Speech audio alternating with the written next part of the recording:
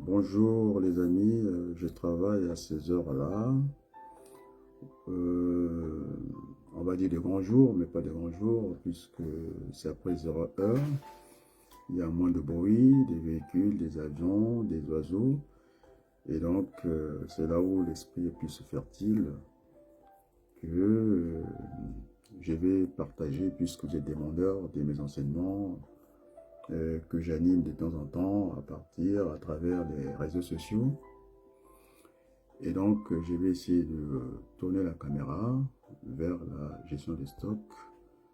Cette fiche de stock que j'ai fait par Excel, qu'on appelle un tableur, mais un tableur sur cette dynamique parce que j'ai fait de la programmation.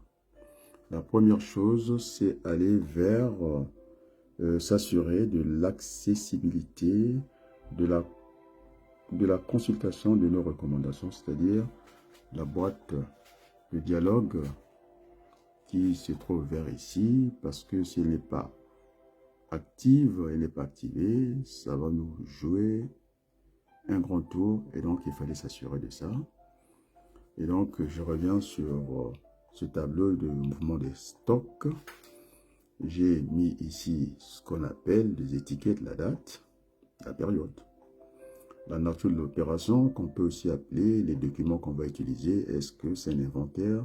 Est-ce que ce sont les sorties? Est-ce que ce sont les entrées? Ici, nous avons le mouvement entrée et sortie. Et puis la dernière colonne pour ce modèle, ce premier tableau de gestion de stock basique. Par la suite, vous avez vu, il y a des colonnes, on peut ajouter des seuils d'alerte, ainsi de suite, de développer le programme. Donc la base, c'est celle-là. Donc, je vais sélectionner parce que les stagiaires à travers le monde, j'ai ces demandes-là. Au niveau de graphique, ça pose beaucoup de problèmes. Et donc, je vais essayer de sélectionner le stock. Une fois sélectionné, je vais aller vers un onglet qu'on appelle insertion. Je clique insertion. Je fonce vers ces graphiques qui sont affichés. Je fais un deuxième clic. Je vois des graphiques. Je vais prendre un au hasard comme ça. Et puis finalement, j'ai ce graphique-là, mais qui pose un petit souci parce que celui qui nous a confié le travail, il voulait que cet axe des abscisses ne soit pas numérique. Il veut lire en tout cas son mouvement de stock avec les périodes, on va dire avec les dates.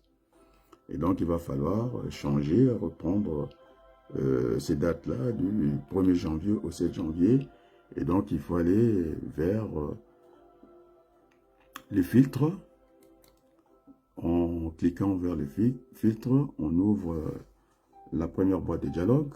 Il faut descendre vers le bas, aller sélectionner la base de données, clic, effectivement, l'autre porte, en tout cas, s'ouvre.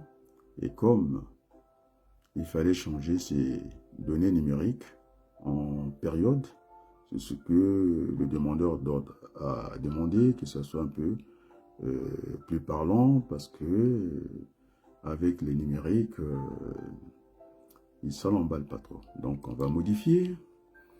On repart tranquillement vers la colonne de date, mais je ne vais pas prendre l'étiquette. Je vais me limiter à faire un glisser-coller du 1er janvier au 7 janvier. Et je reviens vers la boîte de dialogue. C'est déjà exprimé en dollars. Ça veut dire que le message est passé. Je valide par un OK. Voilà, les dates sont affichées. Le numérique n'existe plus. Je descends pour vous le faire voir. Voilà, c'est fait. Et comme il faut entériner la chose, et donc je fais un double clic. Voilà, le graphique est fait. Et voilà, donc je pense, voilà la modeste contribution que je pouvais avoir. Je vais retourner là. Et donc, les amis, je pense